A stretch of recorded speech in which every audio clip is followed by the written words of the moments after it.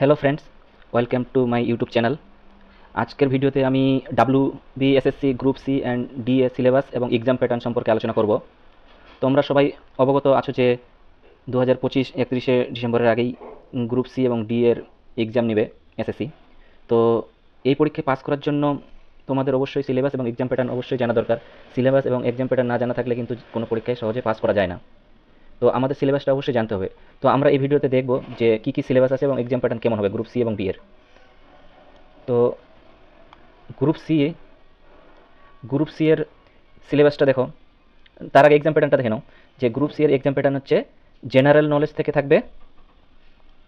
General knowledge যেটাকে GK বলছে সেটাতে থাকে 15টা কোশ্চিন, 15টা কোশ্চিন 15 মার্কস, আর সবগুলো কিন্তু এমসিকিউ আকারে থাকবে। কারেন্ট অ্যাফেয়ার্সে থাকবে 15টা কোশ্চিন 15 মার্কস, জেনারেল ইংলিশে থাকবে 15টা কোশ্চিন 15 মার্কস, আর অ্যারিথমেটিক পাটিগণিত যেটা বলছে 15টা কোশ্চিন থাকবে 15 মার্কস। তাহলে টোটাল হচ্ছে 60টা কোশ্চিন আর 60 মার্কস। আর সময় থাকবে, টাইম যেটা বলছি আমরা, সময় থাকবে কিন্তু 1 ঘন্টা, 1 আওয়ার। তাহলে WBSSC গ্রুপ সি এর এক্সাম প্যাটার্ন হচ্ছে টোটাল হচ্ছে 60 নাম্বার থাকবে, লিখিত পরীক্ষা যেটা এমসিকিউ আকারে থাকবে, 60টা কোশ্চিন থাকবে আর 60 মার্কস থাকবে, 1 ঘন্টা সময় থাকবে। বাকি 40 মার্কসের মধ্যে 10 নাম্বার থাকবে 10 নাম্বার থাকবে একাডেমিক স্কোরে থাকবে 10 নাম্বার, 15 নাম্বার থাকবে কম্পিউটার টেস্ট, 10 নাম্বার থাকবে ইন্টারভিউ, আর 5 নাম্বার থাকবে এক্সপিরিয়েন্স। এই মিলে টোটাল হচ্ছে 40 মার্ক। তাহলে টোটাল হচ্ছে তোমাদের হয়ে যাবে 60 মার্ক হচ্ছে লিখিত, আর 40 মার্ক হচ্ছে আদার্স, যেমন হচ্ছে কম্পিউটার টেস্ট, আর হচ্ছে একাডেমিক স্কোর 10, তারপর হচ্ছে ইন্টারভিউ হচ্ছে থাকবে 10, আর এক্সপিরিয়েন্স হচ্ছে 5। টোটাল 100 মার্কের মধ্যে লিস্ট বের হবে। তো 60 নাম্বার থাকবে লিখিত আর 40 নাম্বার থাকবে বাকি। এটা হচ্ছে গ্রুপ সি এর। এবার দেখো গ্রুপ ডি এর হচ্ছে এক্সাম প্যাটার্নটা কেমন হবে। গ্রুপ ডি এর এটা হচ্ছে গ্রুপ ডি।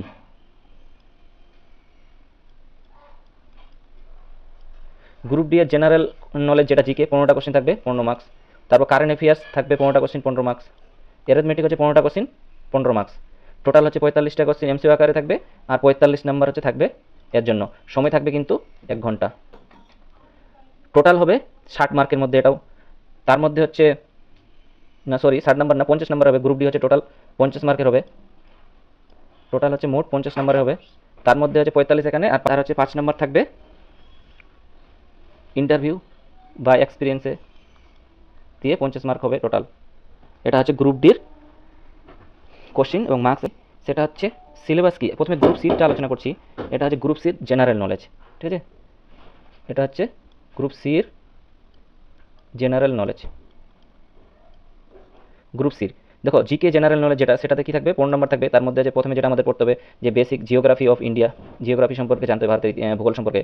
তারপর হচ্ছে কারেন্ট ন্যাশনাল নিউজ জানতে হবে।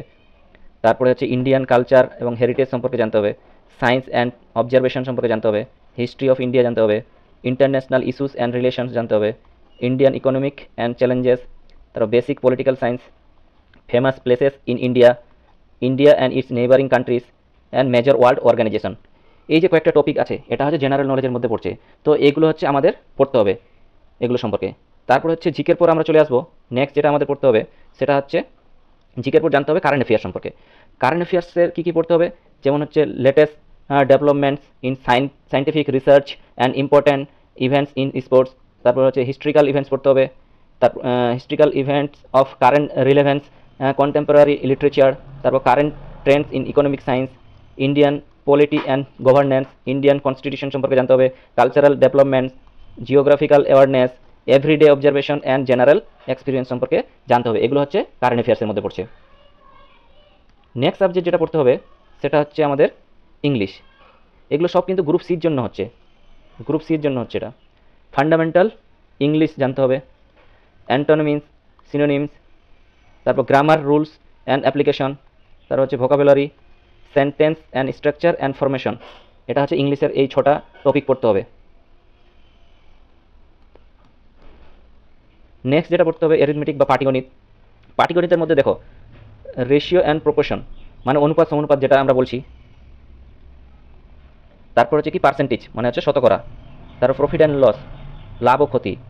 তারপর ডিসকাউন্ট অ্যান্ড সিম্পল ইন্টারেস্ট, তারপর হচ্ছে সিম্পলিফিকেশনের টেকনিক্স যেগুলো আছে সেগুলো, মানে এক কথা সিম্পলিফিকেশন সম্পর্কে জানতে হবে। তারপর হচ্ছে ডেসিমেল, যেগুলো দশমিক অ্যান্ড রিকারিং ডেসিমেল সম্পর্কে জানতে হবে। তারপর ডিভিজিবিলিটি রুলস জানতে হবে, মানে 2 এর ডিভিজিবিলিটি রুলস কি, 3 ডিভিজিবিলিটি রুলস কি, 4 5 এরকম করে জানতে হবে ডিভিজিবিলিটি রুলস। ফ্র্যাকশন মানে ভগ্নাংশ, তারপর এলসিএম, লসাগু, গোসাগু, এসিএফ সম্পর্কে জানতে হবে। পার্টনারশিপ প্রবলেম, অংশীদারি কারবার যেগুলো। টাইম অ্যান্ড ডিস্টেন্স মানে সময় ও কার্য, তারপর সময় দূরত্ব। এই কয়েকটা চ্যাপ্টার আমাদের অ্যারিথমেটিক পাটিগণিতে পড়তে হবে। অঙ্কে কিন্তু শুধু পাটিগণিতে পড়তে হবে, বীজগণিত, জ্যামিতি এখান থেকে কোশ্চেন আসবে না গ্রুপ সিতে। এটা হচ্ছে আমাদের গ্রুপ সি এর সিলেবাস।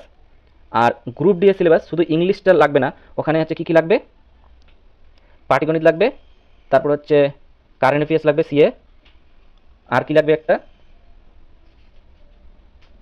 জিকে লাগবে, জেনারেল নলেজ।